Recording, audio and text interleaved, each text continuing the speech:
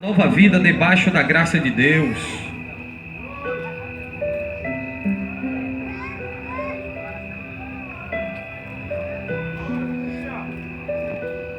Abre a Bíblia aqui.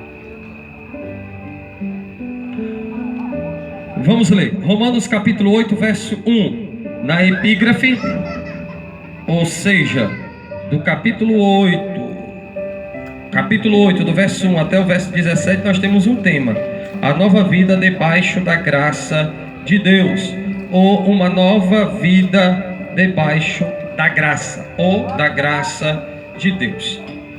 Eu creio que todos nós que vamos se comprometer em ouvir a palavra, aprenderemos também aqui uns com os outros.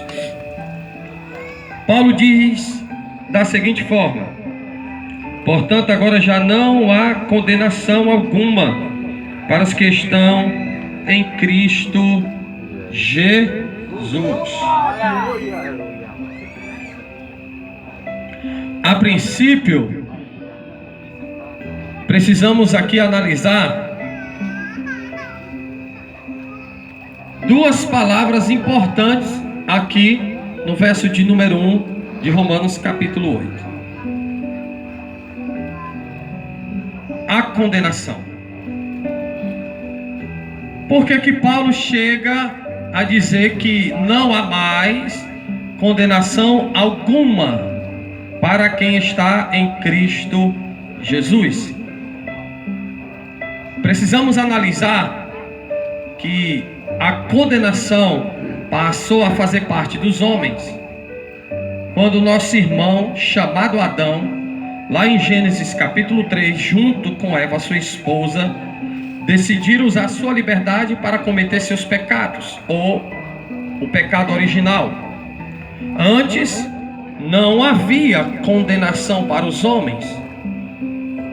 Por isso que após a queda, após este grande acidente que foi a queda de Adão, juntamente com Eva, sua esposa, a humanidade passou a fazer parte dessa condenação.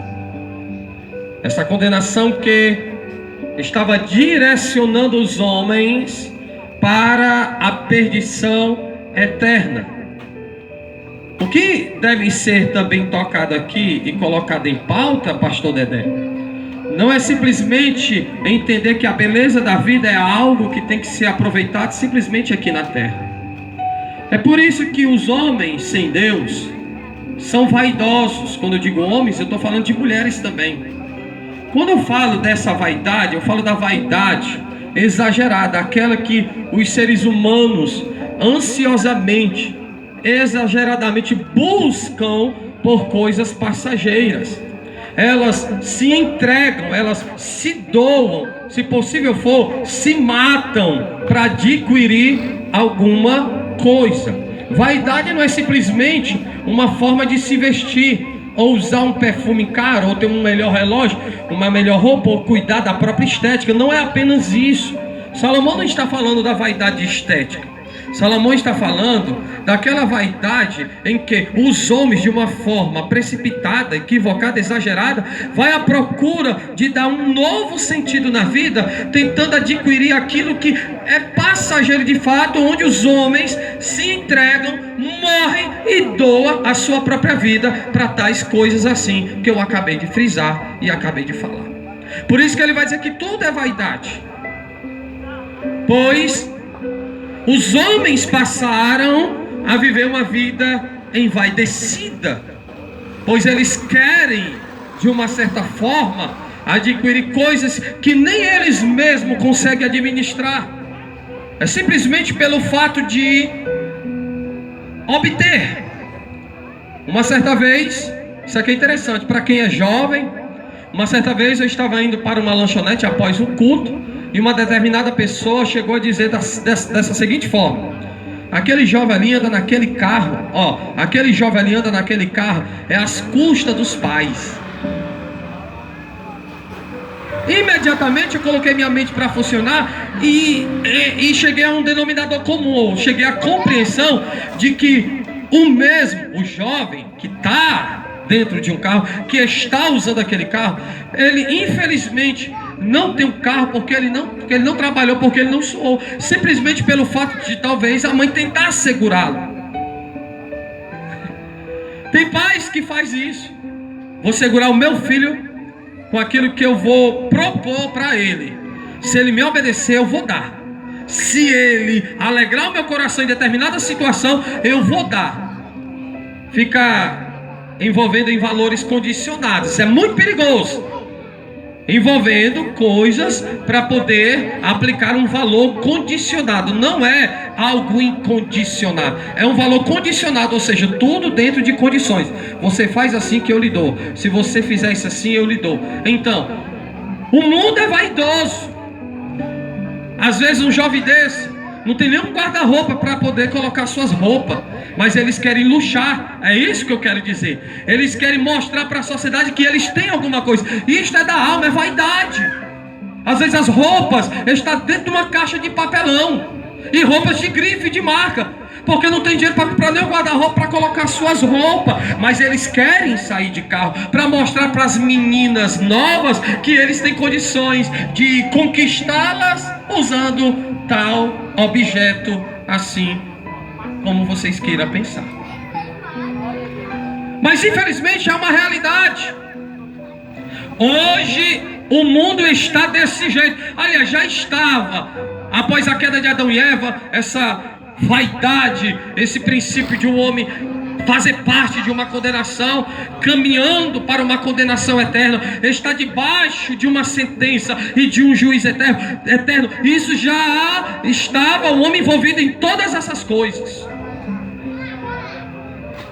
Por isso que Paulo vai falar lá em Romanos 3:23. Porque todos pecaram e destituídos estão da glória de Deus. Lá em Romanos 6:23 ele vai dizer: porque o salário do pecado é o quê? O pecado trouxe o quê? A condenação, que é uma forma de predestinar os homens ao castigo eterno, ao sofrimento eterno, a um futuro promissor. Pois o salário do pecado é a morte. Então Paulo vai tratar do pecado como algo que atingiu os lados humanos dos seres humanos, ao ponto de fazê-los refém de suas próprias práticas. Quem se lembra que eu preguei, se eu não me engano, em um desses cultos que passou tão rápido? Quem se lembra que eu cheguei a citar que a pior prisão é a prisão da mente?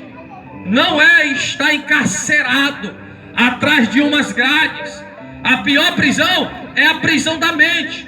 E como entender que a mente é prisioneira de determinadas coisas? É só você estudar a questão do pecado. O pecado veio fazer com que os homens se tornassem prisioneiros, reféns de suas práticas. E eu cheguei a dizer também em um desses cultos campais que existem pessoas, por exemplo, talvez você está me ouvindo aí agora. Você está me ouvindo aí agora. Existem pessoas que chegam até a dizer, obreira Divando, eu quero ser um cristão, mas eu não tenho força. Eu quero ir para a igreja, mas eu não tenho força.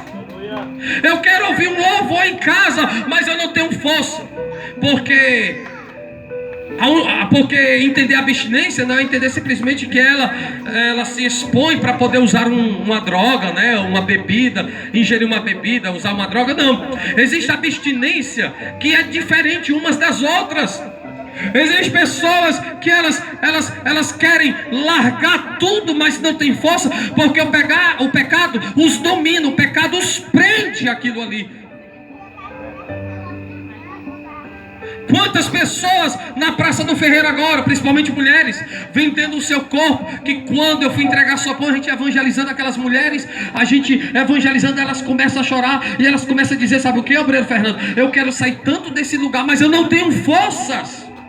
Prisioneiras do pecado, reféns do pecado. Quantas pessoas não estão agora pegando um prato, colocando a cocaína e cheirando, tempo de dar uma crise de overdose, entrar numa crise de overdose, mas são pessoas que estão chorando, usando droga, estão chorando, pedindo a Deus para libertar elas.